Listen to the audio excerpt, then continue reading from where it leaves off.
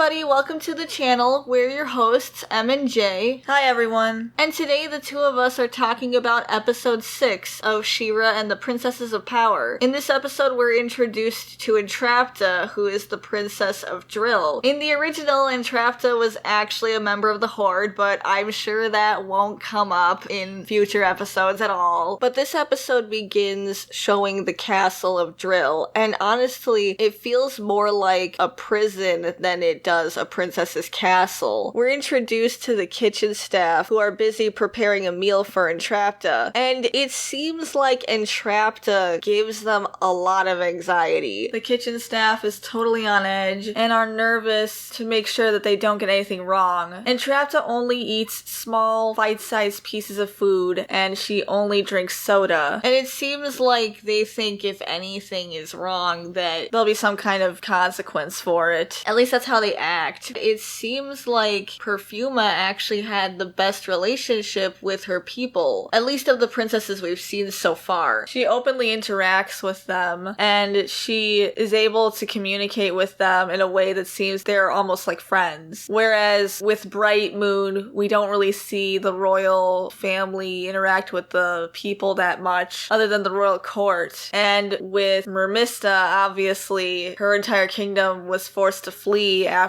the Sea Gate started to fail. And they just left her behind, so clearly she wasn't a huge priority to them. And with Entrapta, it seems like they aren't able to speak with her or tell them about some of their concerns. For example, we find out that Entrapta designed her castle as a maze, and we never find out why she did this. Is she trying to protect something? Is she trying to confuse intruders? Or did she just design it this way because she felt like it? But it seems like the kitchen staff, at least, finds it to be a real problem because one of the kitchen staff members says at least he doesn't have to get lost in that maze anymore now that all of Entrapta's robots are around. So it seems like they're not able to talk to her, and it seems like they're not on the same page, because if they're this nervous about her, I don't think they can really approach her. And honestly, seeing princesses interact with their people is something that I'd really like to see more of when it comes to princess media. And we don't really find out what the situation is between Entrapta's people and Entrapta. Maybe Entrapta focuses so much on her experiments and her robots that she ended up neglecting her people, which would be really tragic because the princesses gave up on the Princess Alliance so that way they could focus on their own kingdoms and their own people. So that could have actually been a really interesting thing to explore in this episode, but it doesn't really end up coming up again. So even though we didn't really like the decisions that Perfuma was making, we can at least appreciate that she did seem to have a good relationship with her people, because as a leader, there needs to be a level of trust between the leader and the people they're leading. So the robot brings the meal, if you can call it that,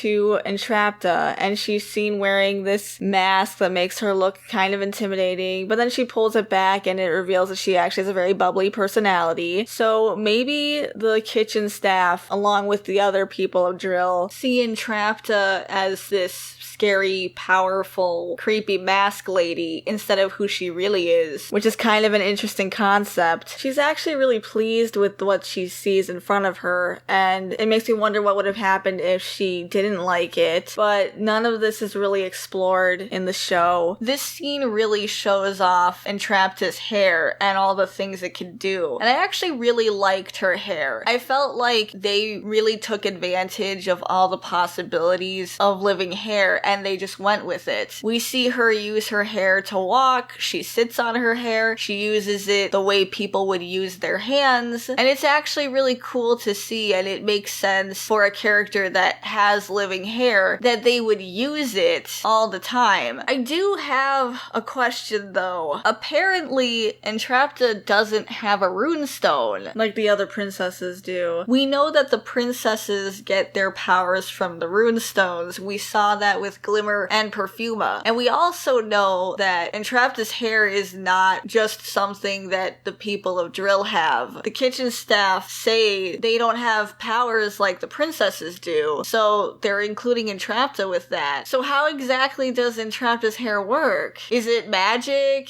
Is it technology? It's something that's never explained. And I feel like if they're going to bring up that she doesn't have a runestone, then it's an important detail because they wouldn't be bringing it up otherwise. But then I do wonder, how does her hair work? She's experimenting with a First One's disc that was discovered in the mines of Dryl, and her goal is to make modern technology and First One technology compatible. When the disc activates, it ends up having a negative effect on all of her machinery, and it turns all of her robots evil. Conveniently, Adora, Glimmer, and Bow are on their way to Dryl to recruit Entrapta for the Princess Alliance. For some reason, it seems like they didn't discuss this before leaving, the way that they did in the previous 2 episodes, where we see them discussing at rebellion meetings. Glimmer and Bow are both really excited to recruit Entrapta, and Adora asks why Entrapta is so special. Glimmer and Bow explain that Entrapta is a technical genius who can provide the rebellion with necessary weaponry to be used against the Horde. The only thing that the Horde really has going for them is their technology, so I do appreciate that they're thinking about that and they're trying to find ways to combat that. Meanwhile, Bo is really excited because he looks up to Entrapta. He shows off some of his work, including his latest trick arrow, which is a sonic arrow. But Adora and Glimmer are surprisingly Catty to him. They openly mock him to his face and say that the sonic arrow is basically stupid. It's weird how they have this mean girl moment. It's one thing for friends to tease each other a little, but this is just taking it too far. Imagine putting all this time and effort into something that you made with your own 2 hands, and then the people that you love and respect the most openly mock you for it. They claim it's useless and that they'll never need it, and walk away laughing. But if they don't see the value in it, they could ask Bo what inspired him to make it, and at least respect their friend and his creativity. They come across a landslide, and Bo comments how they need to be as quiet as possible in order not to start another one, but Adora just transforms into She-Ra and busts her way through, being as loud as possible and totally ignoring all of his concerns. It seems like this episode is trying to set up that Adora has to learn not to rely so much on She-Ra and not to just use brute force to solve all their problems, but that doesn't actually end up being the case. Adora says she's lived her whole life without powers,